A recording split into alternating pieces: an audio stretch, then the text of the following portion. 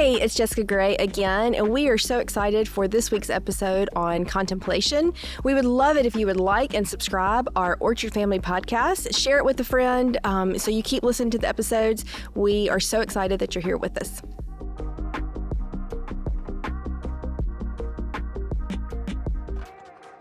All right. Hello. Welcome back to the Orchard Family podcast, Lent edition. So glad that you are tuning in wherever you are, whether on YouTube or Spotify or Apple or something else I don't even know about. Thanks for listening, for tuning in. Joined as always by Wes and Jess. Hey, guys. Hey, Hello. Alex. How we doing? Doing well. Good. Feeling good? Yeah. All right. Love it.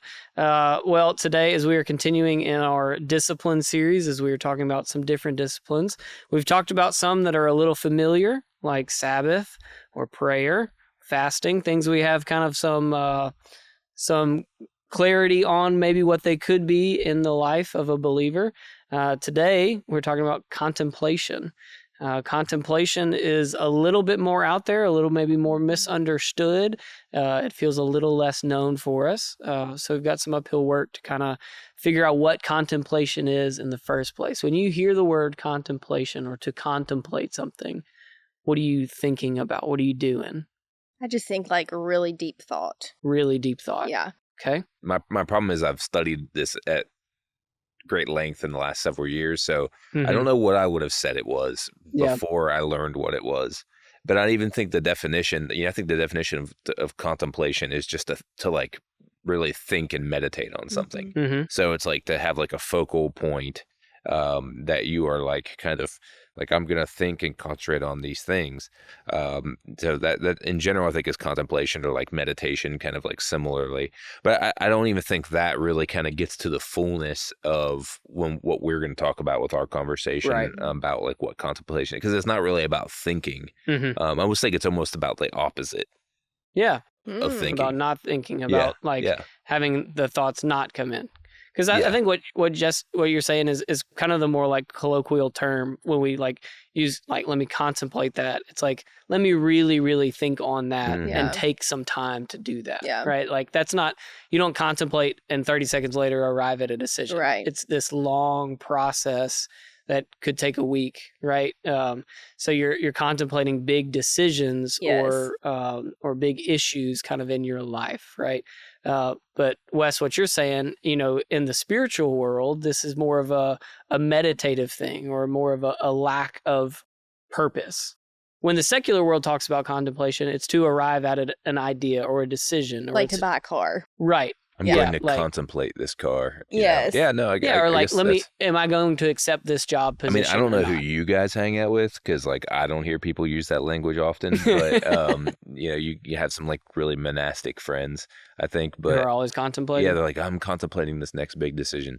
I think in general, at least I think when we say contemplation, the kind of caveat that I would say is that there's a lot of different thought on the subject, and even in Christian contemplation and like what it means to contemplate.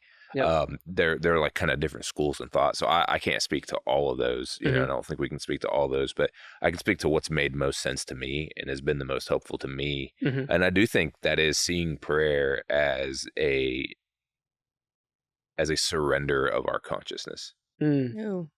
So the idea is that like, my consciousness and my thinking and my mind is honestly probably the most rawest expression of my own personal autonomy and my own like will, if you'd say. And so to contemplation is to seek, I guess, and I think all prayers like this, if you really think about it, because you're putting your thoughts on God instead of on yourself. But I think contemplation really seeks this more than others, is to say like, hey, I don't have all the answers. I'm a human being. I'm finite and I need to be connected to an infinite God. And so I am going to relinquish however much time I'm going to spend in silence and contemplation. I'm going to do my best, and it takes practice, but do my best to relinquish my own thought patterns and focus only on the presence of God. Yeah.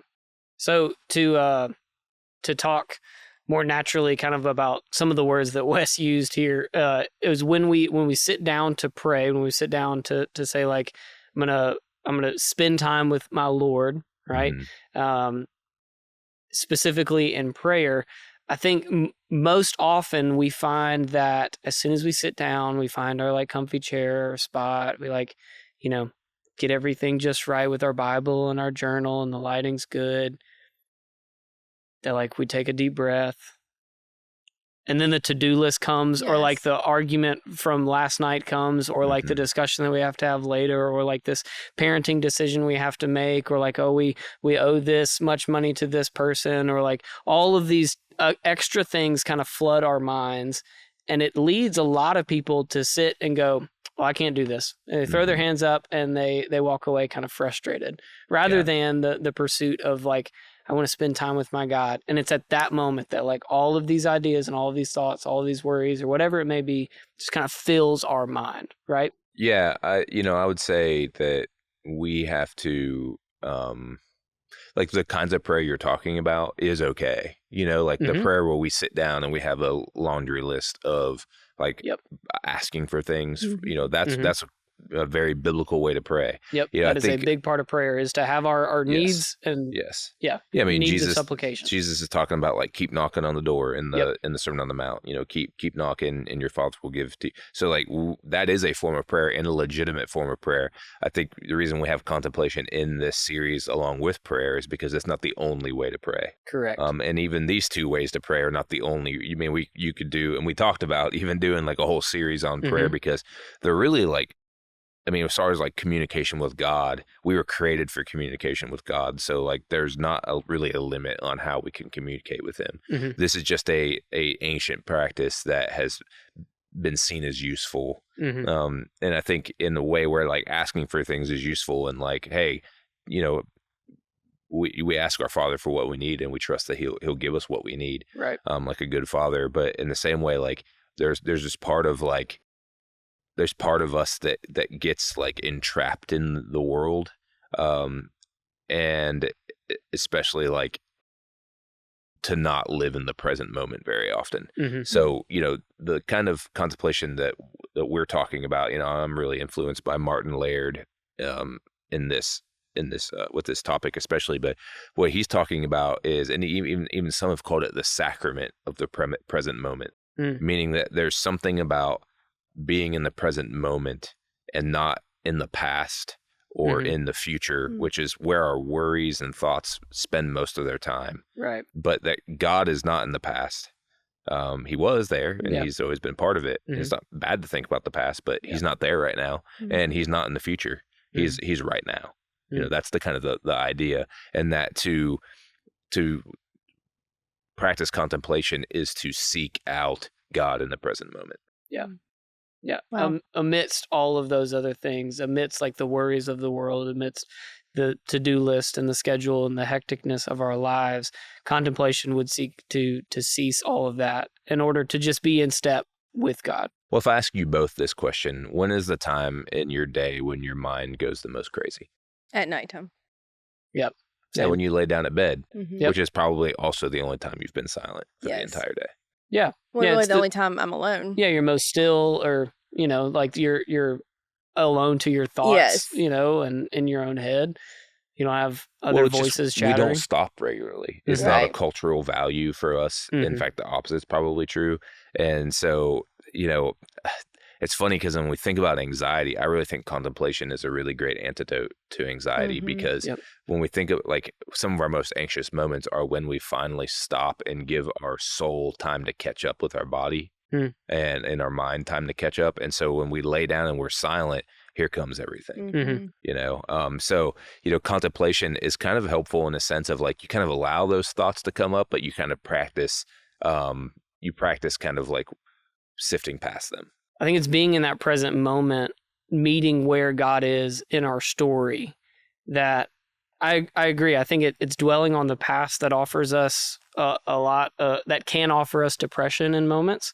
And it's dwelling on the future that can offer us a lot of anxiety. I know from firsthand experience that there is depression offered on either side of that, and there's anxiety offered on either side of that. Sure. I know that. But I know that when I'm focused on what will happen and what's coming down the pipe and what tomorrow holds or what next week holds or all those kinds of things, that I am filled with more anxious thoughts. Mm-hmm. And I know that when I dwell on the past and what was, or what could have been, or kind of those could have, should have, would have kind of thoughts, that depression can seep in. And so it is being in that present moment. It's taking our mind off of the things of this world, forward and back, and setting them on where God is in that moment. And that kind of leads us to our guiding text for the day.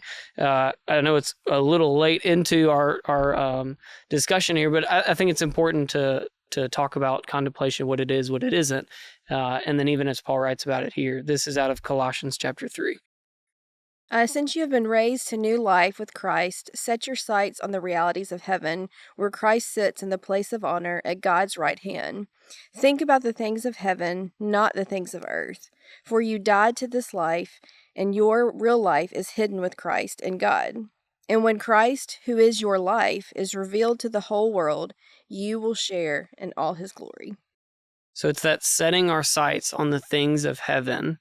It's dying to ourselves. It's dying to our flesh. That is removing the clutter, mm-hmm. right? So like as we sit down to do this, to set our sights on the things of heaven, we're bombarded with all of the noise, with all of the static, with all of the chatter mm-hmm. that comes in our world. Mm-hmm. But then we hear the words of Paul, we say like, no, I have died to those things. Mm-hmm. And when I want to set my mind on the things of God, on the things above. Mm-hmm.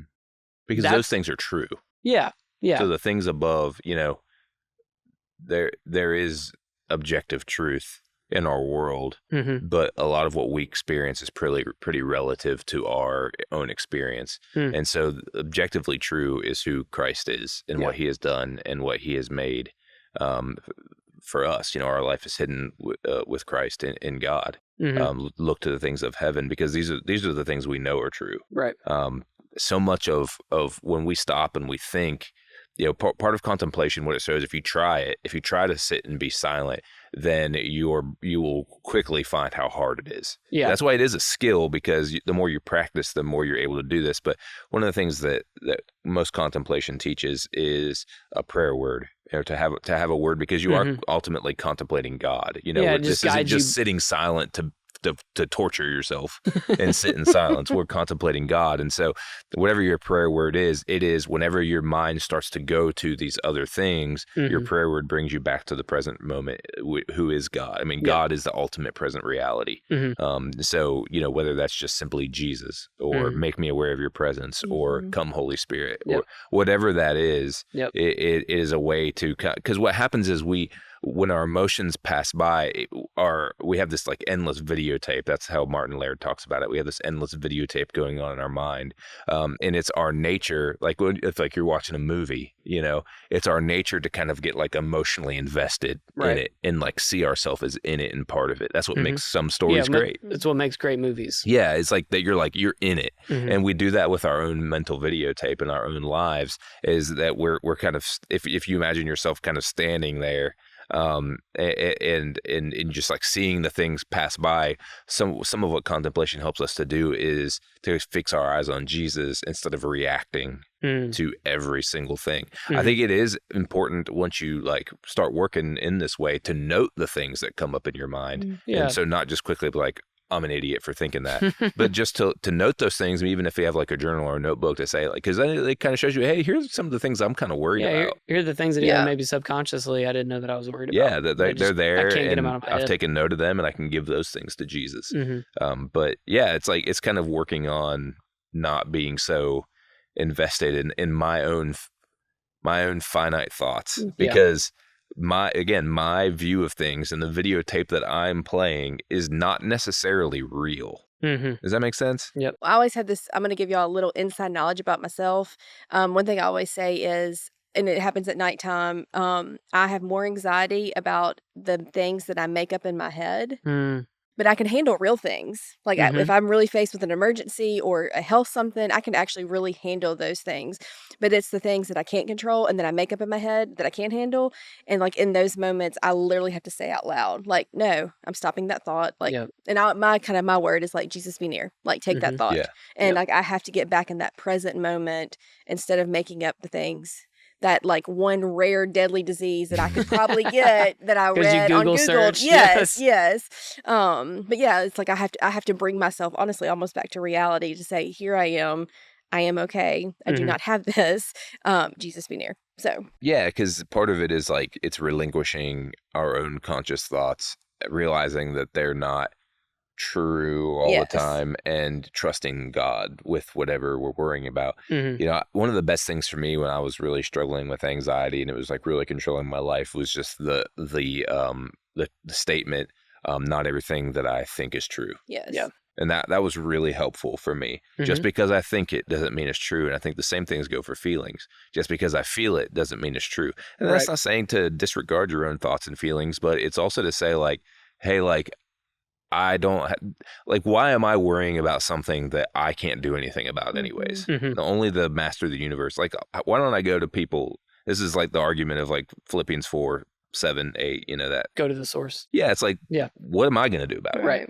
So that's part of it. So we have our prayers of needs, the things that we identify in our life that kind of fill our prayer requests, or like what we traditionally know as prayer requests. And, like, hey, I've got this upcoming health scan or whatever it is, or I'm up for this big promotion at work or this thing at school, whatever it may be, that we would say like fills our to-do list. And when we think about prayer, that's probably more of our familiarity that we have in the discipline of prayer, is that we have needs, we bring them to the giver of all good gifts, and then like prayer's done, right? Well, contemplation is, if the goal of those types of prayers is to like bring those needs to Jesus, the goal of contemplation is just to be with Jesus, right? It's just to like sit with the Spirit in this present moment. Yeah, and to sift past the distractions so that we can be with Jesus.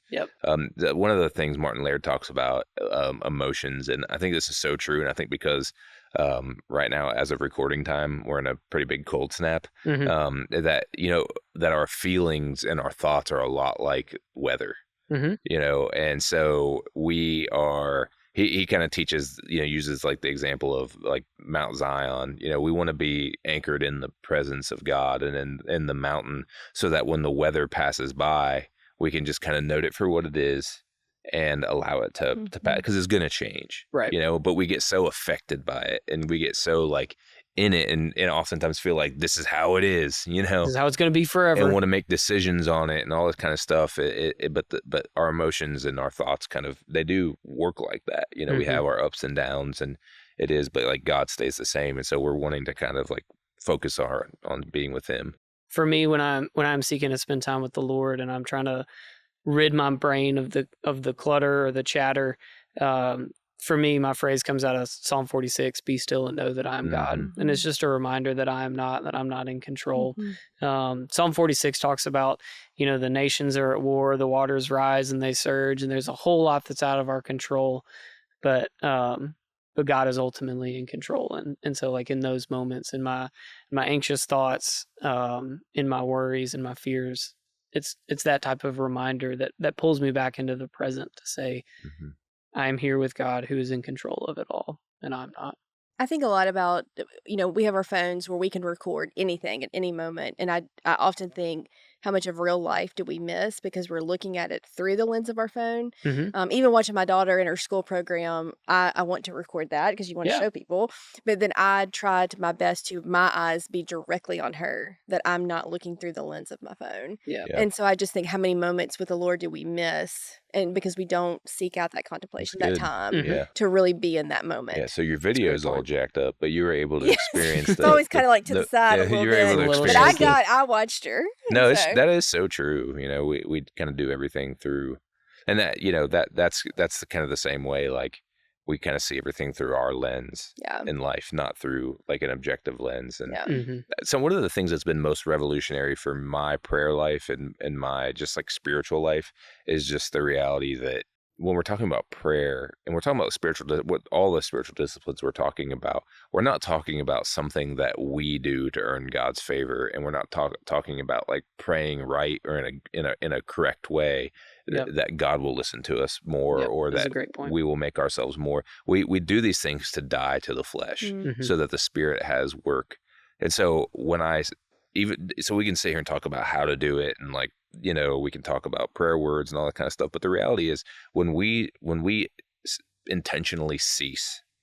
And we're like literally like intentionally saying like, hey, I'm turning my will off, my consciousness. I'm working to like give that over to you, God, because your ways are higher than my ways and your thoughts are higher than my thoughts. Yep. That even if we don't feel it or even if we don't recognize it in the moment, I do believe the Holy Spirit is ministering to us in those moments. The benefit is in, we might not even know right then. Right. The benefit is not in the product. The benefit is in the effort of like seeking to cease what you're doing in a normal day. And like, just like we can't tell you exactly how this is going to be perfectly done in your life. I mean, it does take a lot of practice. You know, these are spiritual practices, spiritual disciplines. It does take a lot of work to, you know, you just can't automatically sit down. Most people can't just sit down, turn off all the chatter and just be in the present moment. It's really tough. But I think there are ways that we can stack the deck or better the odds for this to happen. Yes. I think, Jess, you talked about like our phones being one.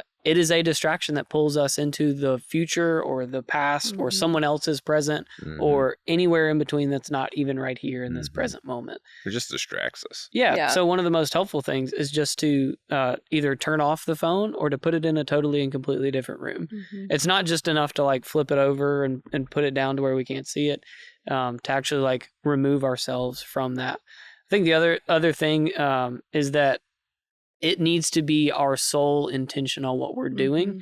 I think oftentimes we can pray while driving, we can pray while washing the dishes, we can pray while going on a run, things like that. But what we are intending to do is for that to be our sole intention of this. So to do this while you're driving is probably really hard. To do this while you're running. While you're driving. Don't close your eyes for extended period of time. I'm not a professional. I'm just saying. You know, I don't think we can do this while like washing dishes. You know, like this is an intentional task that must be done with all of the focus that we can muster. Yeah, you're because you're already fighting uphill to get your focus. Yeah, totally. You know? You can't have your phone with you when you do this. Yeah.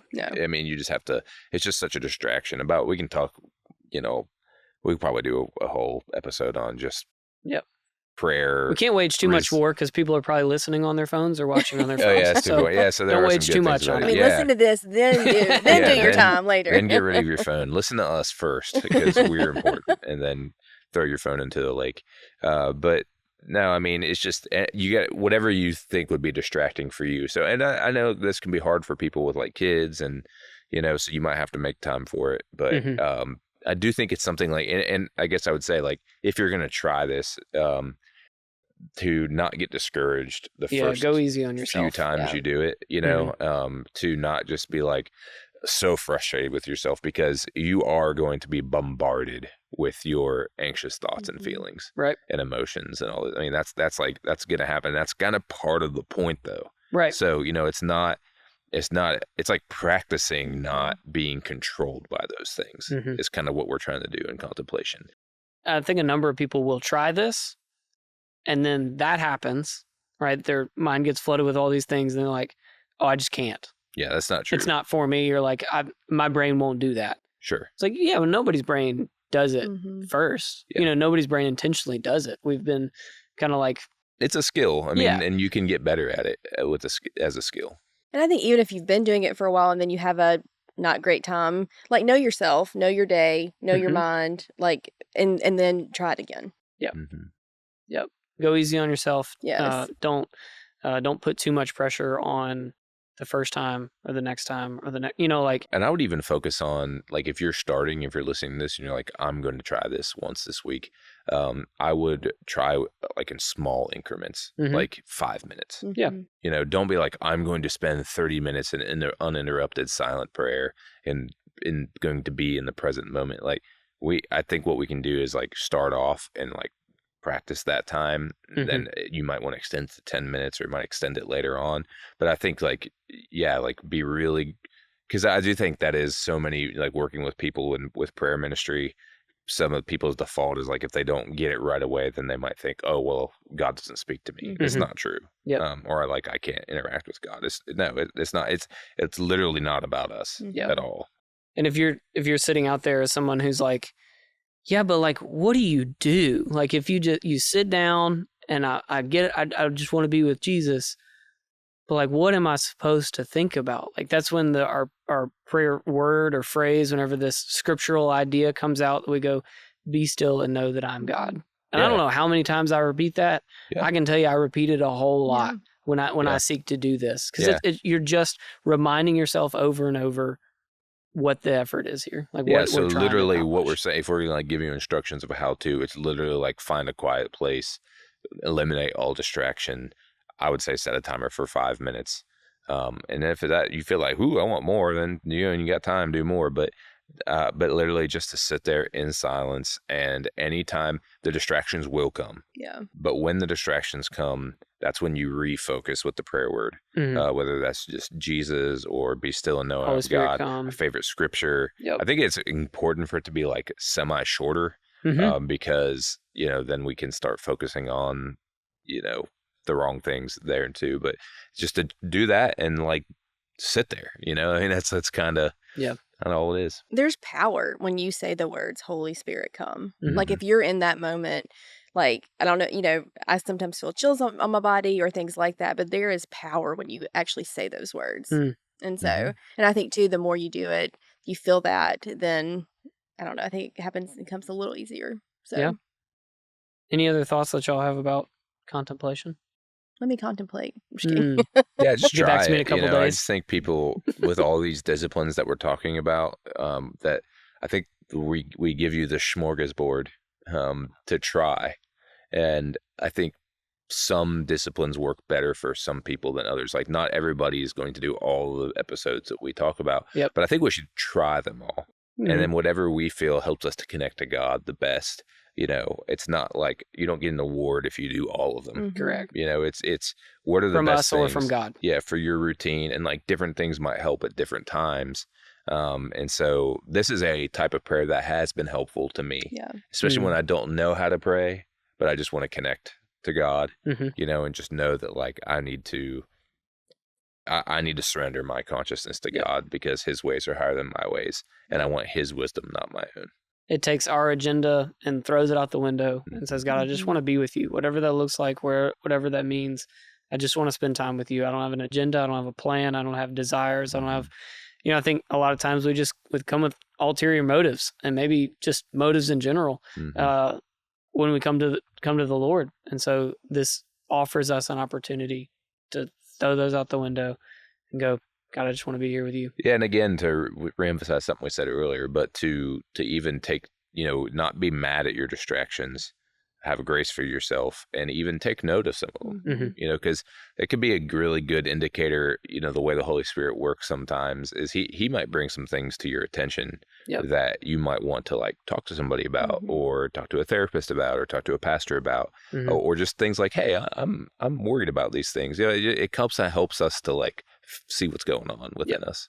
It sounds like a breath of fresh air, honestly. I loved how you said earlier about like that guy he was in the past, but you can let that go, and you don't have to worry about the future because he's already there and he already has it. And like that moment of presence, that just sounds like a breath of fresh air, just to be in that, to let those chatters of the past and the future just to be stopped for a minute. Is what Jesus teaches in Matthew 6, about, hey, why worry? You can't add a single hour to your life by worrying, not to worry about anything, but to trust in everything. But we need help to do that. Absolutely. Do you have any book recommendations? Yep. Book nerd time, or book review time, everybody's favorite time of the podcast. This book is by Dallas Willard. It's called Hearing God, Developing a Conversational Relationship with God. This is not specifically about the discipline of contemplation, but when we talk about prayer and we talk about these motives of supplication, of bringing our needs to God and just spending time with God, this book touches on a lot of that, just as a whole, on the ability to hear from God even in those moments. What a joy it has been to be together. Can I reference Into the Silent Land? Yeah. By Martin Laird, too. I've already said Martin Laird's Laird. I've said his name several times, but that's my big influence in contemplation. So most of the stuff I said, don't attribute it to me, because it makes me sound smart. It's all from him. So good. It's nerdy, but it's a good kind of guide. Awesome. Awesome. Well, thank you all for being here. Yeah. Thank you for listening, for tuning in, for watching, wherever you may be. If this has been helpful for you or formative for you, I want to encourage you to share it with a friend and to join us here next week. See ya. Bye, Alex.